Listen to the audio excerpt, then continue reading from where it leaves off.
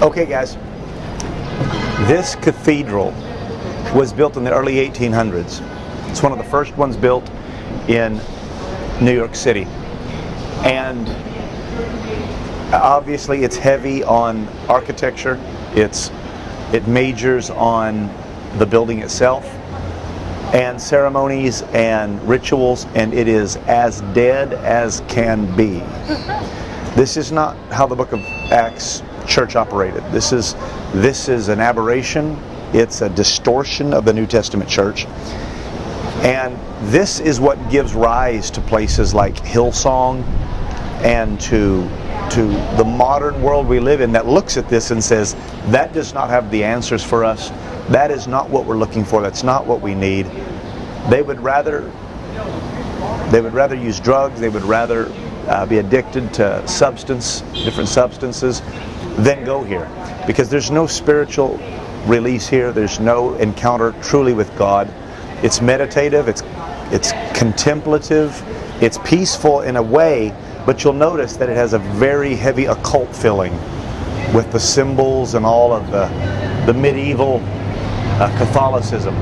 So the Catholic dynamic, its heavy emphasis on ritual and ceremony is the enemy of Pentecostalism. Right now, Pentecost is sweeping through South America and Africa, where they actually beat us there. The priests went there, the Jesuits went there, they founded churches, but nobody anywhere wants this. They're wealthy because they have been around for 2,000 years.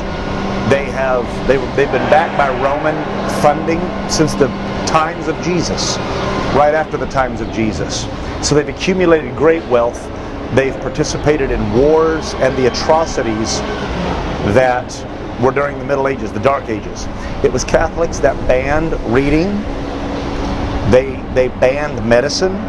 So they called it the Dark Ages. They said, if it's not the Bible, you don't need to have anything to do with it. And it was also Catholicism that banned reading the Bible in English. So the first English translation of the Bible was done by William Tyndale, and the Catholics chased him all over Europe, caught him, and killed him for the high crime of translating the Bible into English so common men could read it.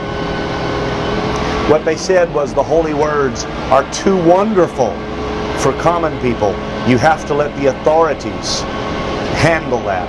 So today, when anybody says you're not smart enough to understand the Bible, you need a Greek education, you need a Hebrew education, you need to go to seminary to truly understand the Bible, it's a lie. Jesus gave the words of life to fishermen, tax collectors, the common people. And anybody that tries to take the Bible out of your hands is lying to you. This is part of the response of postmodernism, where young adults hate this. They hate the spirit of this. They know it's fake. This here gives rise to televangelists. It gives rise to Baptist, Methodist, Episcopalian, Lutheran ideology. And the sad thing is there are many, many, many sincere people that truly believe with all of their hearts, and it's a tragedy that they're bound by the ritual and the formalism. Ritualism and the formalism. Now I will say this, there are many practicing Catholics that put Apostolics to shame as far as their sincerity. They will come here, they will give themselves to it, they will go through all the rituals trying to find a way to salvation. And I've always said that Catholics, ex-Catholics, make the best Pentecostals.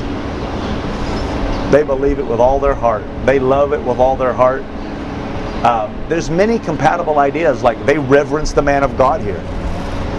They reverence pastoral authority. They believe in hell. They believe in judgment.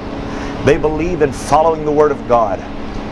But whereas Martin Luther was no action, no works, Catholicism was all works, no faith. The truth is that it's between those two worlds. It is works and faith together that produce salvation. So I wanted you guys to see this because as we go through Little Italy, that's going to be the predominant faith there. It has been. Pentecost is a part of that, partly because Heritage just planted a church in Rome. But there is Pentecost in Europe, and it is our job, it is our mission to reach them as best we can. They can feel God. I believe people can feel God. I believe they can feel God anywhere. So there's people here that can talk to God. God talks to them. So yes, God's grace is so great that He'll use any means He can to reach whoever He can. And He'll reach to the ends of the world until the day they die. That's how much He loves us. The Bible describes it as they would deceive and they would be deceived.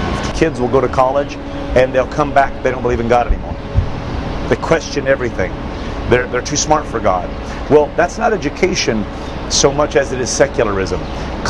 Liberal college professors in the United States, one of their stated missions is to destroy the faith of young adults. And that's what they're really reacting against. So Wilson University comes against that. Urshan Graduate School, Urshan College comes against that. And it's a time of education and a time of growing with an apostolic format. It's a shame. It's a shame because we need to be educated. But you've got to get the education at the same time you're getting rid of the secularism. Now, there is a second part to education, and that is flesh. The more self-reliant you become, the less likely you are to trust in God. So if you accumulate money, if you accumulate power, if you accumulate possessions, and if you accumulate education, there's a tendency to rely on the arm of the flesh as opposed to the arm of the Spirit. So you have to watch out for that too. And that's what they're afraid of.